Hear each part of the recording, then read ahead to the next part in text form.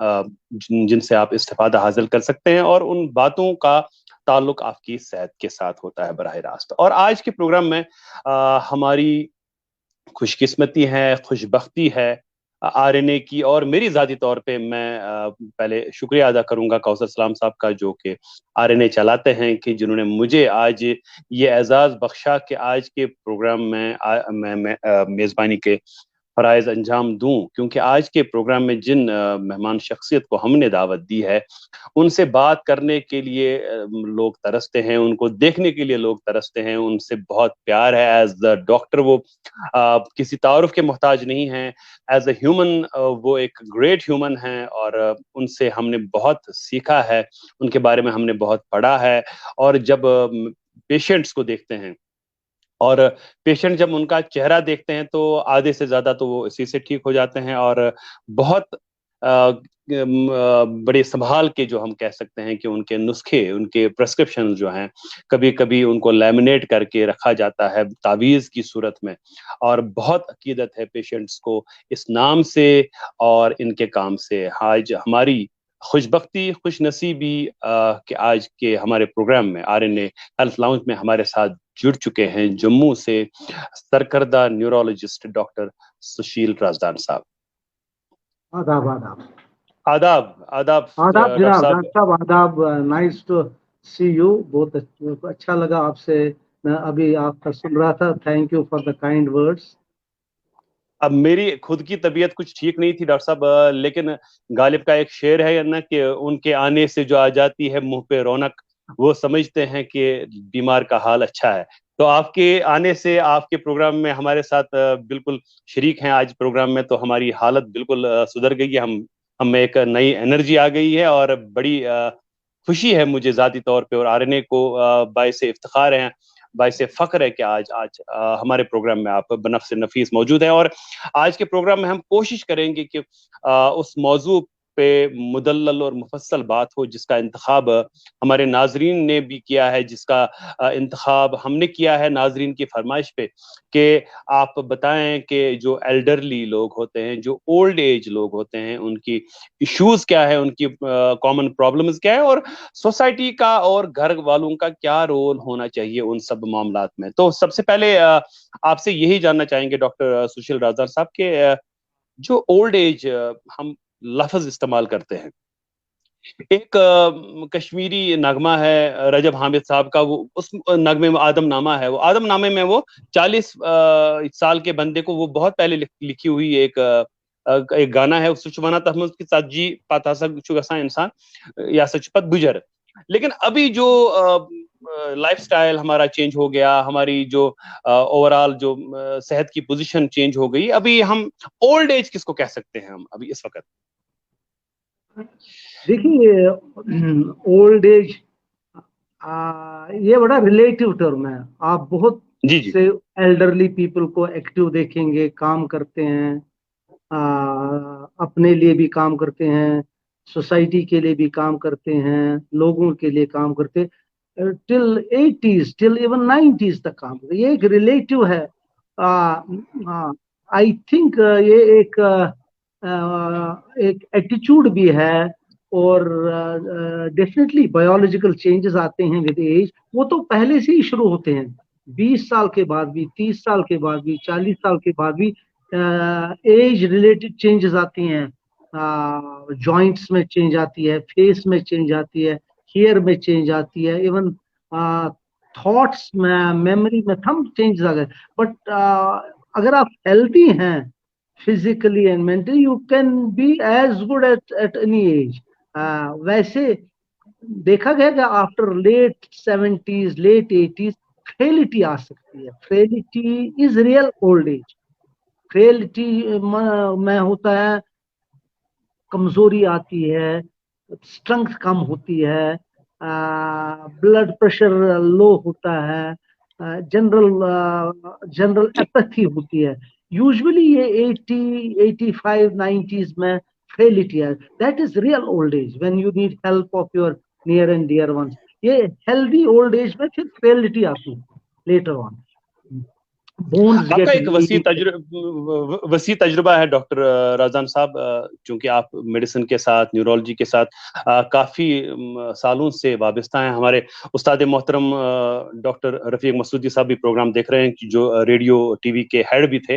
वो अभी एक मैसेज यहाँ पे फ्लैश हो गया कि अनीस हमदानी साहब के साथ आप मिड 80s में प्रोग्राम किया करते थे रेडियो कश्मीर श्रीनगर से, जो आपके आप ऑल इंडिया रेडियो श्रीनगर के नाम से जाना जाता है। तो एक वसी तजुर्बा है, आपने काफी लोगों को देखा है, काफी बीमार जो आपके हाथों शिफायाब हुए हैं, अल्लाह ताला ने वो जो आपके हाथों में शिफा बख्शी हुई है।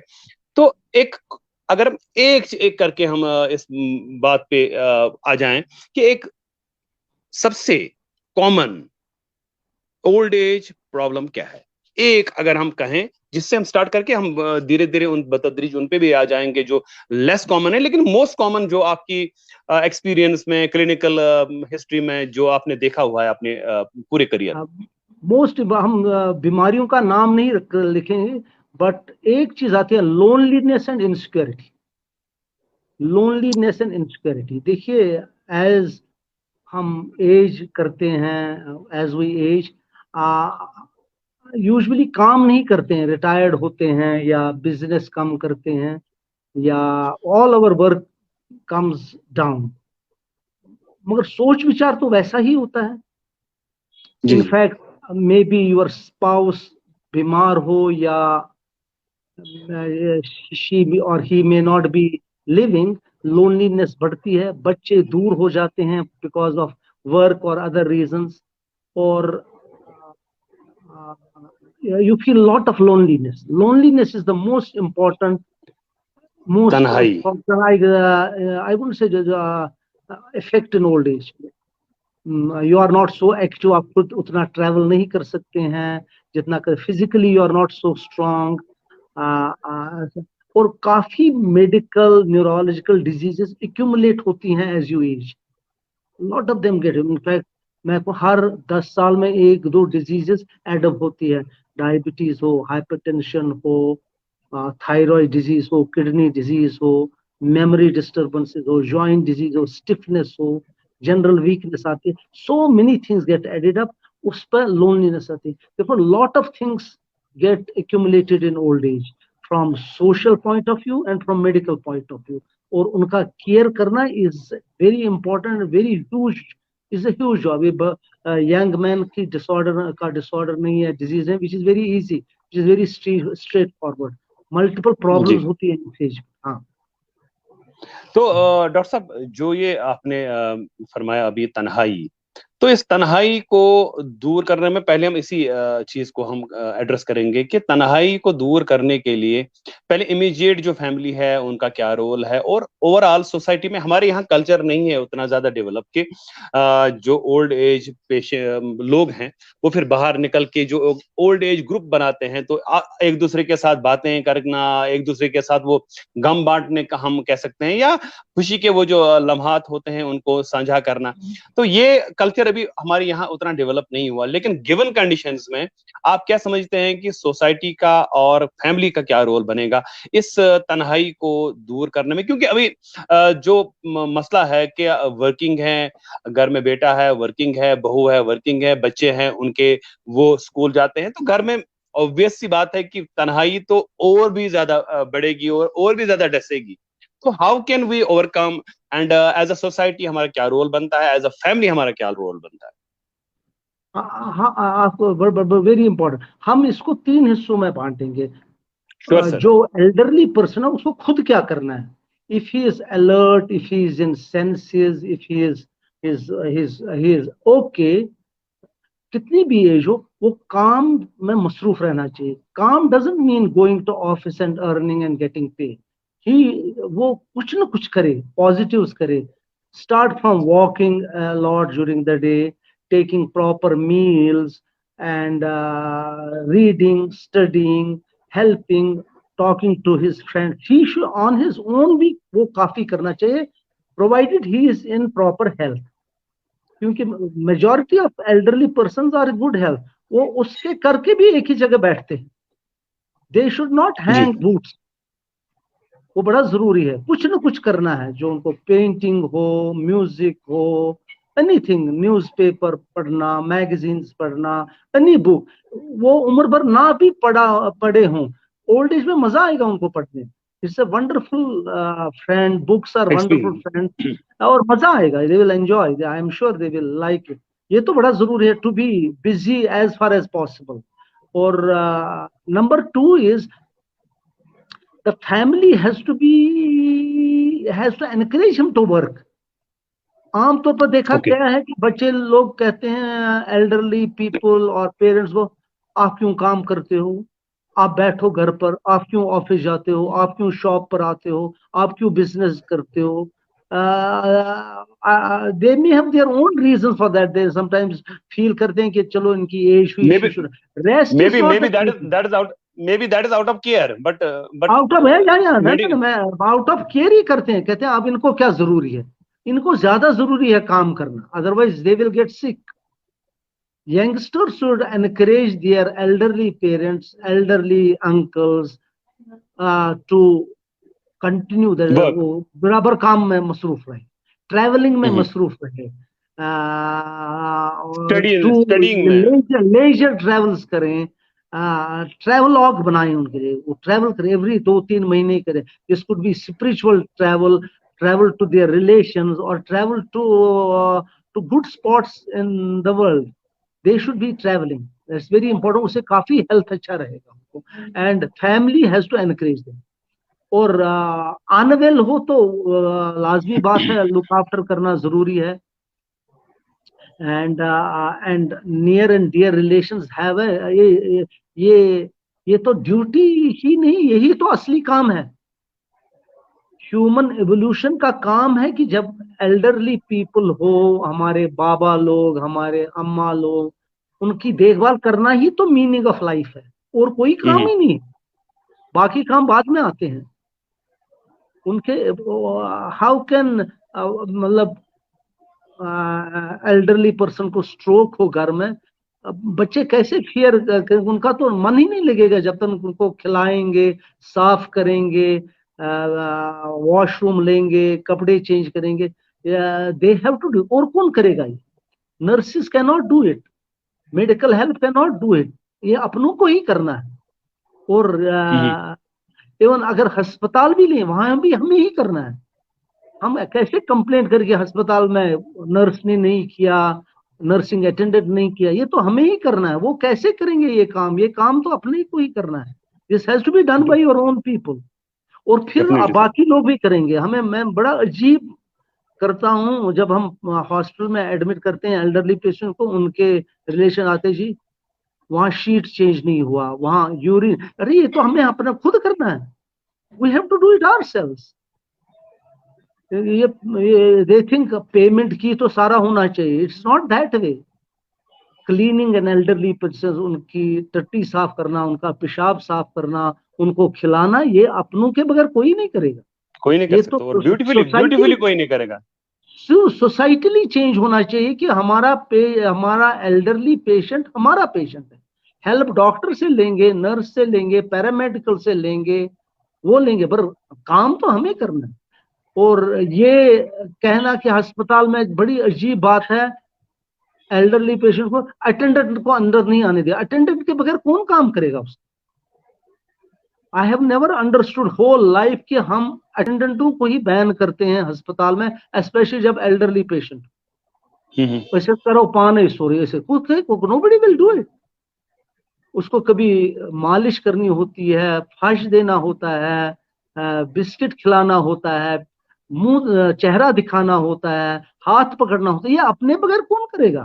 और इवन सर इन हॉस्पिटल, कुछ घर चीजें की बात छोड़ी है, घर कुछ की चीजें बात छोड़ी है। ऐसी भी होती हैं सर, जहाँ पे एल्डरली जो हमारे बुजुर्ग हैं वो सिर्फ घर वालों को ही कुछ बातें बोल सकते हैं। वो डॉक्टर से शर्म करेंगे या वो नर्स से शर्म करेंगे, लेकिन अपने बच्चों को तो बोलेंगे। Exactly. I think the big change हॉस्पिटलों में जो आनी चाहिए, especially elderly people के close attendants should always be there, not 1 2 3 in shifts को लाइए, वो आपका काम करेंगे, हॉस्पिटल का काम, वो उनको खाना खिलाएंगे प्यार से, वो उनको सफाई रखेंगे, और नर्सिंग लोड कम होगा, the quality of care will improve in hospital.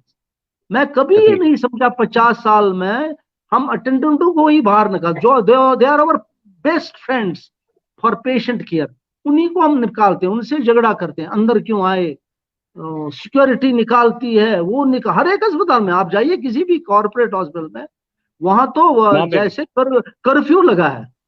अरे रौनक है, अटेंडेंट जो केयर करेगा पेशेंट का, एल्डरली पेशेंट का या किसी भी पेशेंट, रौनक होगी उसकी, उससे कभी इन्फेक्शन नहीं होगा, आपका काम, quality of care will improve, और आपका कम्युनिकेशन रहेगा हमेशा, क्योंकि आप डॉक्टर लोग उन्हीं से बात करेंगे और उनकी बात को समझेंगे। कभी पेशेंट को ट्रीटमेंट इफेक्टिव नहीं होता है, and when the attendant is not in hospital, lot of misgivings come up, अरे क्या दवाई दी, क्यों खराब हुआ।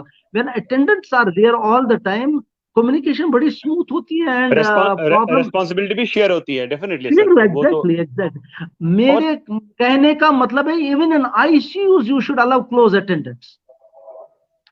ये मिथ क्रिएट किया है ऑल ओवर द वर्ल्ड कि आईसीयू में कोई अटेंडेंट नहीं आ सकता। आईसीयू में ज्यादा जरूरी है, और वहीं ज्यादा बूढ़े पेशेंट होते हैं, एज्ड पेशेंट होते हैं, स्ट्रोक से होते हैं, डिमेंशिया के होते हैं, फ्रैक्चर्स होते हैं एल्डरली को। प्लीज फॉर गॉड से, this hospital attitude is of बड़ा पुराना एटीट्यूड है ये, this has to change, and then आपका काम भी अप्रिशिएट करेंगे लोग। वो देखेंगे कितनी बार आप आए हमारे पेशेंट को देखने, कितना मेहनत करते हैं, अदरवाइज ये सारा इनविजिबल वर्क होता है हॉस्पिटल का वर्क। हम उम्मीद करेंगे कि इस बात की तरफ तवज्जो मबजूल करेंगे। आपने सर जो पेशेंट्स हैं उनका, पेशेंट्स नहीं हम कहेंगे, बुजुर्ग लोग जो हैं उनका, वो खुद क्या करने चाहिए जब वो ओल्ड एज में दाखिल हो जाएं, उसके बाद आपने फैमिली का रोल या जैसे अटेंडेंट्स का रोल आपने बड़ी खूबी से बिल्कुल एक्सप्लेन किया। अब आता है सर सोसाइटी का रोल। सोसाइटी के रोल पे हम बात करेंगे, लेकिन हमें रुकना पड़ेगा अभी एक छोटे से तिजारती वक्फे के लिए। वक्फे के उस पर आएंगे तो हम जो सोसाइटी का रोल है उसके बारे में सर मुफस्सल और मुदल्लल बात करेंगे। नाजरीन कहीं जाइएगा मत, आप देखते रहिए RNA हेल्थ लाउंज डॉक्टर सुशील राजदान के साथ। हम अभी यूं गए और यूं वापस आएंगे।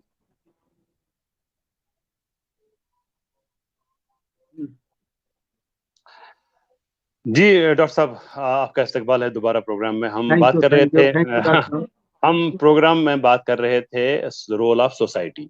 अभी हमने पहले पेशेंट की या बुजुर्ग की जो अपनी जिम्मेदारियां हैं वो, और उसके बाद जो अटेंडेंट से इमीडिएट फैमिली है उनकी।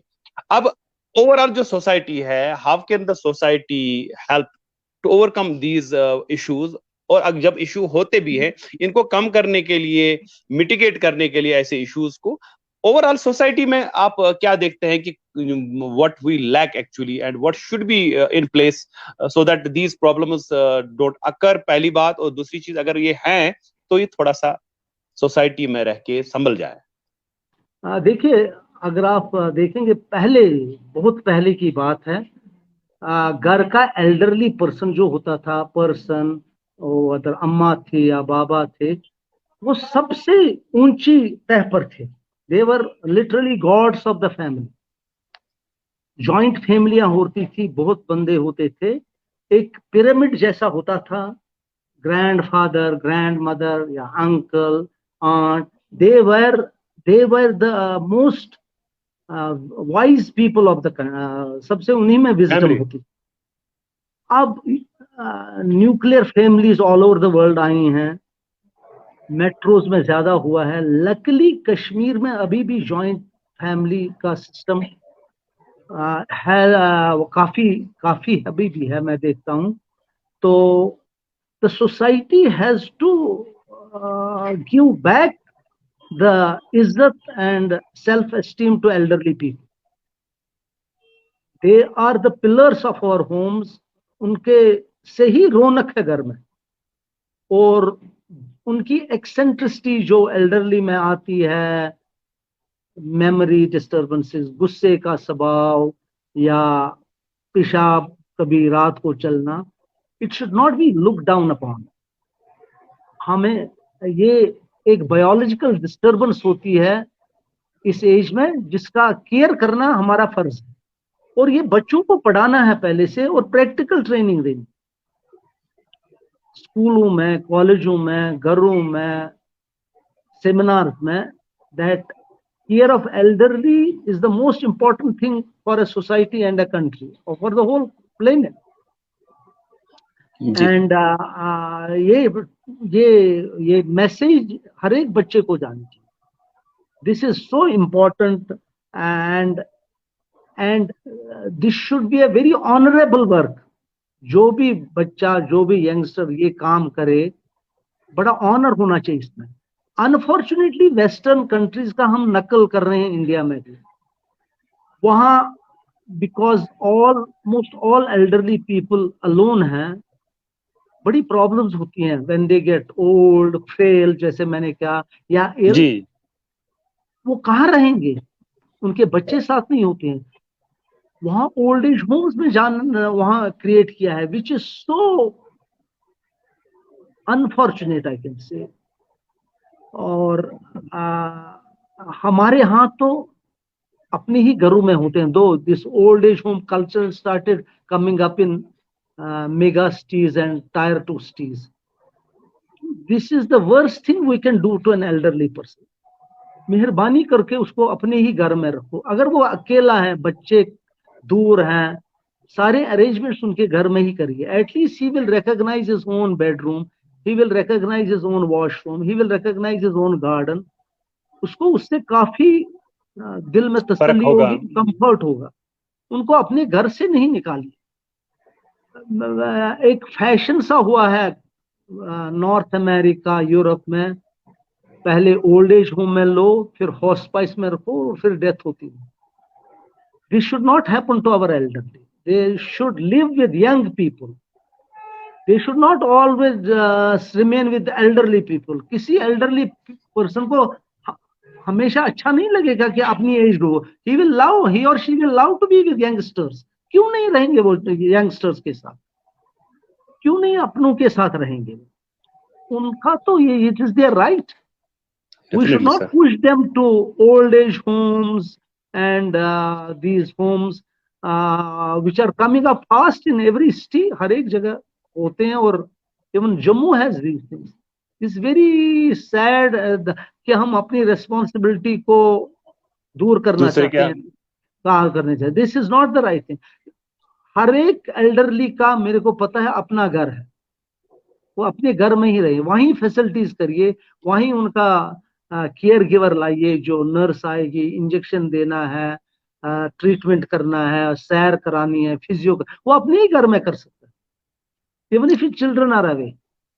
और सर मुझे उम्मीद है कि जो हमारे वैल्यूज हैं, जो हमने इनहेरिट किए हैं वैल्यूज, रिच वैल्यूज, हमारी जो परवरिश हुई है, और रिलीजियस टच जो है, स्पिरिचुअल टच जो है, कश्मीर का, कश्मीरियत का एक वो जो कि अंसुर है हमारे अंदर जिंदा है। और इंशाल्लाह हम कोशिश करेंगे और दुआ करेंगे कि ऐसे हालात यहाँ पे ना हो। डॉक्टर साहब, एक अहम बात की तरफ आपकी तवज्जो मबजूल कराना चाहेंगे और आपकी जो है एडवाइस उसमें लेना चाहेंगे।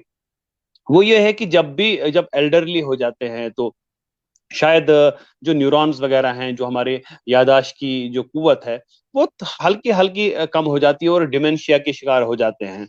जो ये एल्डरली जो हमारे घरों में होते हैं, ये भूल जाते हैं अक्सर, या एक बार दो बार एक ही बात को दोहराते हैं। इस पे एक वो बड़ी एक अच्छी कहानी है, वो बचपन में हमने भी सुनी थी कि वो बाप ने बेटे से कहा कि ये क्या है, तो उसने कहा ये कौवा है। तो फिर दोबारा कहा क्या है, तो बोला कौवा है। तीसरी बार कहा तो उसने बोला कौवा है। तो जब बेटे ने 100 बार पूछा तो बाप ने कहा कि ये कौवा है। फिर जब यही बाप बूढ़ा हो गया और बेटा जवान हो गया, फिर उसने दोबारा उससे ये पूछा कि उसने, असल में ये एक हमारे लिए ही सीख थी, उसने उसको पूछा कि बेटा ये क्या है, उसने बोला कौवा है बाबा। फिर बोला क्या है, बोला कौवा है। फिर तीसरी बार बोला बोला आंखों में रोशनी नहीं है। तो ये जो एक हमारे मिजाज में एक वो एक आ गया है, वो एक ऐसा तुर्शपन आ गया है जिससे हम में कुव्वत बर्दाश्त कम हो गया है। और इनका ये जो चिड़चिड़ा हो जाना, या इनका ये बार बार एक ही बात पे दलालत करना, या एक ही बार कोई चीज कहीं रखी, फिर कोई इंपॉर्टेंट फाइल थी, कोई इंपॉर्टेंट डॉक्यूमेंट था, कोई इंपॉर्टेंट चीज थी घर में, कहीं रख दी, तो इस बुजुर्ग ने वो भूल गया कहाँ रखी थी। उसके बाद घर में एक तनाव का माहौल हो जाता है पैदा, कि नहीं जी इसने जानबूझ के रखी है, ये इच्छा शोध मैं जोर थुम। तो ये जो हम्म। कैफियत हैं डॉक्टर साहब, आपका वसी तजुर्बा है बड़ा इन बड़ा मामलात में। बड़ा बड़ा यो है, आपने बड़ा इंटरेस्टिंग पॉइंट और बड़ा जरूरी पॉइंट। देखिए, एल्डरली जो होते हैं घर में, दे गेट कॉग्निटिव चेंजेस, सोच विचार में चेंज आता है, याददाश्त में, जिसके वजह से बहुत सारी मैनिफेस्टेशन होती हैं जो अटेंडेंट्स या बच्चों को या चिल्ड्रन डोंट अंडरस्टैंड इट। आपने बड़ा अच्छा किया, एक ही बात बार बार पूछते हैं, उनको तसल्ली नहीं होती है, या एक जगह नहीं बैठते, बार बार उठते और बैठते हैं, बाहर निकलते हैं या बैठे ही रहते हैं। और अटेंडेंट्स को, जो घर के केयर गिवर्स हो, उनको अंडरस्टैंड करना है, they are age related changes, they are they are brain changes जो होती हैं विद एज।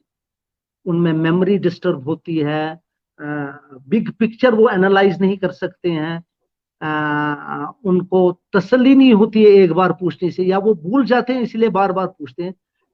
उनको बड़ा पेशेंट होना है, और लिसनिंग इज वेरी इंपॉर्टेंट। हमारे पास बहुत से बच्चे आते हैं अपने बाबा को लेकर, एक ही बात जिसे सर बार बार बोलते हैं, फिर गुस्सा करते हैं। अरे गुस्सा बार बार होना इज ये तो होगा ओल्ड एज में। आपको प्यार से स्माइल करना है, एक्टिव लिसनिंग करनी है और अटेंड करना है। आप उनको अवॉइड करेंगे, वो और बार बार पूछेंगे आपसे, आप अवॉइड करेंगे वो और गुस्सा करेंगे, और वो गलत चीजें कभी बोलते हैं, उनका उनसे बहस नहीं करनी, उनको नो नहीं करना। Never say no to elderly, never argue with elderly, never confront elderly people, they are always right. उनको कहाँ सारी चीजें पता होती हैं, उनको कनेक्शन नहीं बनता है, देयर टाइमलाइन हैज चेंज्ड, उनको कंफ्यूजनल स्टेट होते हैं, थोड़ा सा फीवर हो तो वो डोर पोल हो जाते हैं। And our people, our care, उनको सारा पता है, हॉलीवुड का, बॉलीवुड का, सारे टीवी सीरियलों का, मगर ओल्ड एज का पता नहीं होता। हमारे यंगस्टर्स को बोलो सारा गूगल याद है, but elderly care very meagre. और चाहते हैं हर एक चीज का दवाई हो, हर एक चीज का डॉक्टर हो, हर एक चीज का टेस्ट हो। ये नहीं होता ऐसे। This is elderly or geriatric sinus बड़ा is a very difficult, uncertain, and it has to have patience and love के बगैर ये नहीं चलेगा। Never And say no to elderly. young generation has to understand all these Yeah, nitty-gritties, they जो भी cannot इसके। say no and argue with elderly person. It is unacceptable. And बड़ा and ये and उनके साथ हमेशा चेहरा प्यार वाला हो, गुस्से वाला प्यार कभी नहीं होना चाहिए एल्डरली के सामने, किसी भी यंगस्टर का, किसी भी घर के मेंबर का। गलतियां कुछ भी हो, दे आर बायोलॉजिकल, उनकी गलतियां बायोलॉजिकल होती हैं, वो जानबूझ के नहीं करते, उनको पता नहीं होता। मेहरबानी करके always have smile on the face, never argue, never say no, never confront them.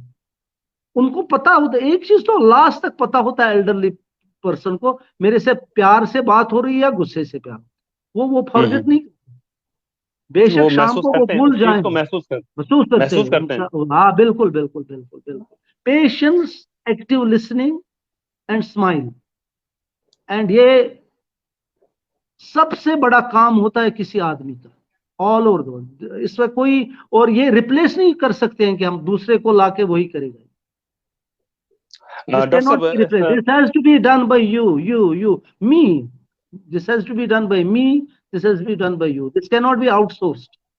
कितना भी पैसा हो आपके पास, कितनी भी जायदाद हो आपके पास, कितना भी हो, this has to लेकिन be done by you. वो तसल्ली जो उनको आपकी खिदमत से होगी, वो नहीं, वो किसी और से नहीं होगी, चाहे आप कितना भी पैसा आप इसके लिए यूटिलाइज करें। डॉक्टर साहब, एक तबका होता है हमारे बुजुर्गों का जो बदकिस्मती से किसी वजह से वो लकवे के शिकार हो जाते हैं, वो बेड रिडन हो जाते हैं। उनको लोकोमोटरी प्रॉब्लम्स हो जाती हैं, कहीं ऐसा फ्रैक्चर हो गया हिप में या किसी और जगह ऐसा फ्रैक्चर हो गया या स्पाइनल कॉर्ड में कोई ऐसा प्रॉब्लम आ गया कि वो बिल्कुल बेड रिडन हो जाते हैं। और ऐसे पेशेंट्स में अक्सर ये देखा गया है डॉक्टर साहब कि वो बोझ माने जाते हैं हर घर में। और ऐसे बोला जाता है अक्सर कि अब अगर इनका आखिरी वक्त ही आ जाता, तो ऐसी ऐसी बातें उनके कानों में भी आ जाती हैं। बिल्कुल बिल्कुल उनके बिल्कुल कान भी बिल्कुल। ये सब चीजें सुनते हैं जिनके लिए उन्होंने जिंदगी भर जिंदगी की दुआएं की बिल्कुल होती हैं। बिल्कुल बिल्कुल और बिल्कुल वही बिल्कुल। वही लोग, हाँ, उनके नहीं घर नहीं। वाले वही उनके लिए वो वाली दुआएं करते हैं कि चलिए अगर चले ही जाएं तो हमारा वो सर से बोझ उतर जाएगा।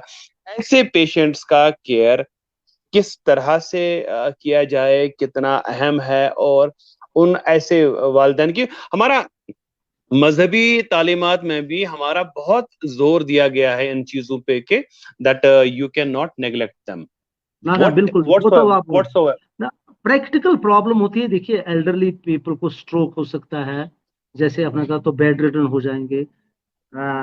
हिप फ्रैक्चर होते हैं, बेड रिडन होते हैं। एल्जीमर्स होता है, डिमेंशिया होता है, बेड रिडन होते हैं। ऑस्टियोआर्थराइटिस सीवियर होता है, हिप्स का, नीज का। इनफैक्ट फॉल्स तो बड़े कॉमन होते हैं। आई थिंक जब भी ऐसे बेड रिडन पेशेंट को, तो मेडिकल एडवाइस तो जरूरी है। सर्जिकल मेडिकल वो तो चलेगा, वो तो चलेगा। अब वो अस्पताल में इलाज करना है, घर में या कहीं भी, वो तो मेडिकल डिसीजन है। बट जो केयर गिवर, घर वालों का ड्यूटी है, उनका केयर करना तो उनके बगैर कोई कर नहीं सकता। पर इसमें जरूरी है कि ऑल रिलेशन, सब रिश्तेदार, neighbours should help and support the family and appreciate them. उनको बड़ा शाबाशी करनी है इनके। जब उनकी शाबाशी हो, सोसाइटल शाबाशी हो, मोहल्ले की शाबाशी से शाबाशी हो, फ्रेंड से शाबाशी हो। देखिए, कोई कोई यंग मैन छुट्टी रखता है 1 महीने अपने पापा की देखभाल, he should be appreciated by the organisation. Appreciate करना बड़ा जरूरी है that he is taking care. उसने जॉब छोड़ा, लीव ली, and this once you appreciate it, इसका वैल्यू बढ़े, that things fall in normal place, फिर ठीक होता है सब। बच्चे को, small children at home should be asked to take care of बाबाज, रब देम, मालिश कर लो, गाना सुनाओ, play with them, be with them. उनके साथ बैठना जरूरी है, उनके साथ। सर एक एक एक एक डिजीज का क्या हो, वो तो अलग बात है। अलग आपको बात है, क्या लेकिन करना है वो। आपकी पर्सनल रिलेशन जो उनके साथ है, जो केयर है, वो सब वो उन चीजों में कमी नहीं आनी चाहिए। डेफिनेटली बिल्कुल, सर। वो डबल हो, सर वो इंक्रीज होना चाहिए। सर वी टॉक्ड अबाउट जो एल्डरली है उनकी अपनी जिम्मेदारियां, we talked about the family, we talked about the society. अब सोसाइटी में इस पेशेंट जो पेशेंट बन गया है एल्डरली पर्सन, इसमें इलाज के मामले में एक बड़ा रोल होता है डॉक्टर का। बिल्कुल बिल्कुल, आपने लास्ट अक्सर बड़ा इंपॉर्टेंट लास्ट लेकिन सर जैसा कि मैंने आपकी तमीज में पहले ही अर्ज किया कि जब पेशेंट्स आपके पास आते हैं डॉक्टर सुशील साहब, बड़ा वो तसल्ली बख्श निकलते हैं बाहर। उनको एक वो बोझ हल्का हो जाता है।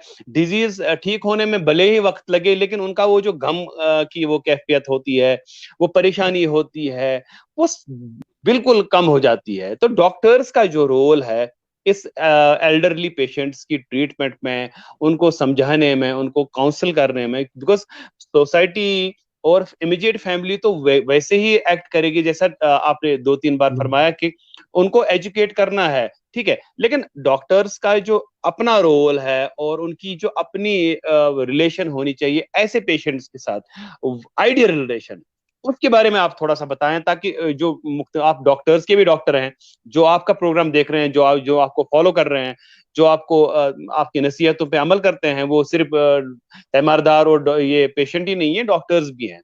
तो इस चीज की थोड़ा सा वजाहत करेंगे कि आप प्रोग्राम के आखिरी मरहले में हम आ गए हैं सर। बिल्कुल बिल्कुल, डॉक्टर्स का सबसे इंपॉर्टेंट रोल है। वही कनेक्ट है पेशेंट में, फैमिली केयर गिवर में और सोसाइटी में। He is the common factor everyone. देखिए मैं बताऊंगा, जब भी एल्डरली पेशेंट रीजनेबल हेल्थ में भी डॉक्टर के पास आता है, फिजिशियन के पास, न्यूरोलॉजिस्ट के पास, उसकी काफी शिकायतें होती हैं, बहुत शिकायतें होती है, और he can not weave them nicely. जैसे आप बताएं अपनी हिस्ट्री, वो उनके हिस्ट्री बताने में काफी डिफिकल्टी होती है। वो there is not like a story. वो बोलेगा अभी कमर में दर्द है, फिर बोलेगा सिर में कुछ है। और मैंने आम तौर पे देखा है, वही डॉक्टर्स को पेशेंस नहीं होती है वो सारा सुनने की। और वो सबसे जरूरी बात है, उनकी सारी शिकायतें सुनना, अवॉइड नहीं करना, गुस्सा नहीं आना, डॉक्टर को जल्दी नहीं दिखाना एल्डरली पेशेंट को, बड़ा जरूरी है। Active listening, proper listening, eye to eye contact elderly patient के लिए बड़ा जरूरी है। उस बेचारे ने महीने 15-20 दिन से तैयारी करी होती है, मेरे को डॉक्टर के पास जाना है, एंड अगर हम उसको 2 मिनट में डिसमिस करें, इससे बड़ा बिल्कुल मैं कौन सा लफ्ज, it is not right, it is not right for the doctor, it is not right for unjust. वो इसलिए 15-20 दिन से बेचारे ने तैयारी करती है। शुगर की क्या दवाइयां खाता हूं मैं, थायराइड की क्या दवाई खाता हूँ, ब्लड प्रेशर की क्या खाता हूँ, फैट्स की कौन, he has a lot of things to tell. वो बड़ा सुनना जरूरी है, तभी आपको प्रॉपर असेसमेंट होगी, कौन सी दवाई काटूंगा, कौन सी रखूंगा।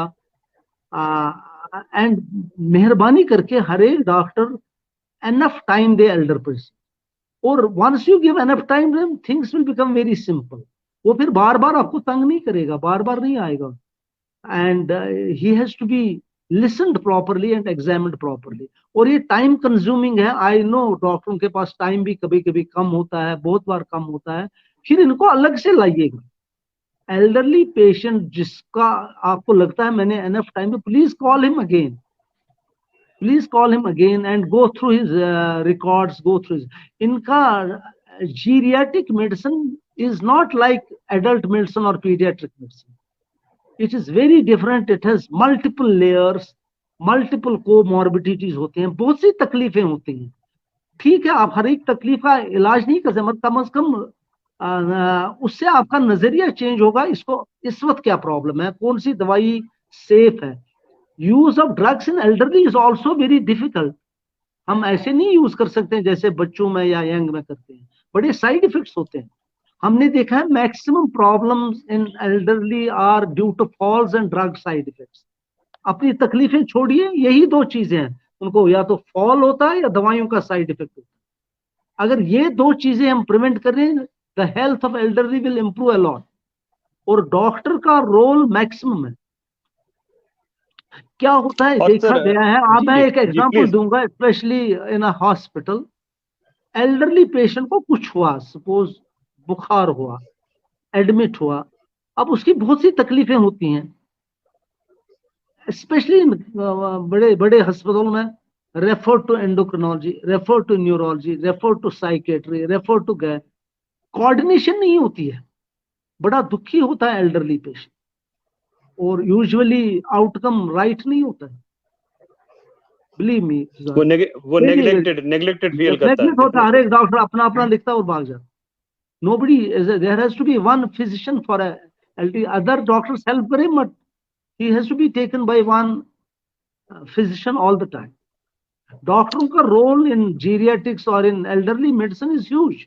उनके बगैर काम नहीं चलेगा। And they are the guides for care givers, guides for children, guides for society, guides for patient. और इसमें काफी स्पिरिचुअल एंड सेटिस्फेक्शन होती है, and it's so important thing to be done. ऐसे एल्डरली पे, हाँ बताइए सर। जी सर, बस मैं ये कह रहा था कि एक आखिरी बात हम कहेंगे कि एक ऐसी मेडिसिन है जिसकी कोई कीमत नहीं है, लेकिन इसके फायदे बड़े जबरदस्त हैं। मुकेश का एक गाना मुझे याद आ रहा है कि किसी की मुस्कुराहटों पे हो निसार, किसी के वास्ते हो तेरे दिल में प्यार, जीना इसी का नाम है।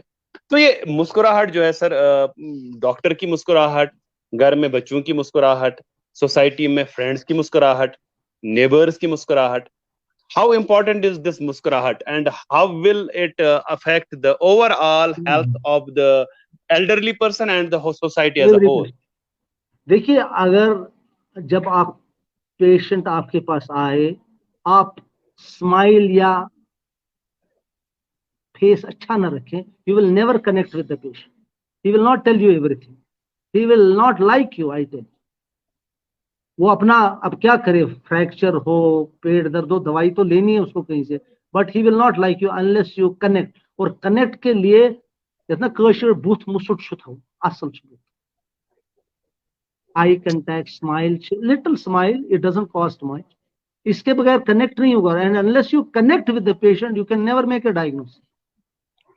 अनलेस जो गाड़ी से गिरा हो, अर्थक्वेक हो, वो बाइनरी डिजीज है, वही चीज है. Where the real medicine is there, वहां डायग्नोस्टिक प्रॉब्लम हो, without a connect you can not get all information. और कनेक्ट के लिए स्माइल इज बेसिक. कनेक्ट के लिए स्माइल इज बेसिक.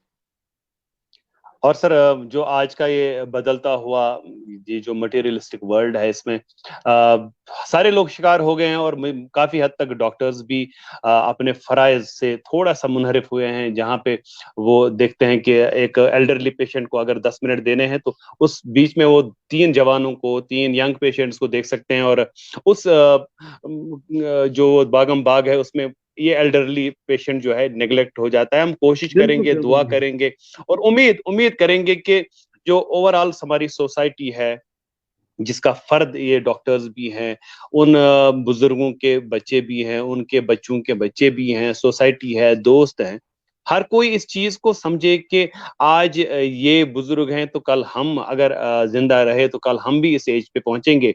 आज जो हम इनके साथ करेंगे कल हमारे साथ भी यही होगा, बल्कि इससे बदतर होगा. तो अल्लाह ताला से दुआ करते हैं कि हम हमारे बुजुर्गों की अच्छी सेहत बनाए रखे, जो बीमार हैं उनको शिफा दे, और जो बुजुर्गी में अभी दाखिल हो रहे हैं उनका ये जो जिंदगी का ये नया पड़ाव है उनके लिए खुश साबित हो, अच्छा साबित हो, सही साबित हो. आपका बहुत बहुत शुक्रिया सर ये कीमती वक्त देने के लिए. हालांकि हमारे प्रोग्राम का वक्त आधा ही घंटा होता है, लेकिन आज 45 मिनट 45 मिनट तक आपसे बात हुई और यकीन माने मेरे दिल में अभी तसल्ली की कोई वो गुंजाइश ही नहीं है. अभी तो 1% भी मैं सेटिस्फाई नहीं हुआ कि मैं इस चीज के साथ बिल्कुल वो जस्टिस कर पाया. जब आप प्रोग्राम में होते हैं बताऊंगा, जाते जाते एक सत्र बताऊंगा. प्लीज प्लीज प्लीज जब प्लीज सर, डॉक्टर या हम एल्डरली पेशेंट को देखते हैं, ये अपने जमाने का बड़ा आदमी होता है. टीचर हो, डॉक्टर हो, बिजनेसमैन हो, आर्मी में हो, एंड इसको वो इज्जत वैसे ही दीजिएगा. He has been a big man in his youth. Sportsman होगा, बॉक्सर होगा, रेलवे ऑफिसर होगा, प्रोफेसर होगा. How can we forget his past? हम उनको पूछते भी नहीं आप क्या करते थे जवानी में. एक बार पूछिए उनको, उनका दिल खुलेगा. with they have been great people. They are all great. With these golden words, आपकी एडवाइस, आपकी ये बातें, सुनहरी बातें, इन्हीं बातों पे आज के प्रोग्राम का हम इख्तिताम करेंगे. आपका बहुत बहुत शुक्रिया सर हमसे जुड़ने के लिए, बहुत बहुत शुक्रिया. और इंशाल्लाह आपको दोबारा हम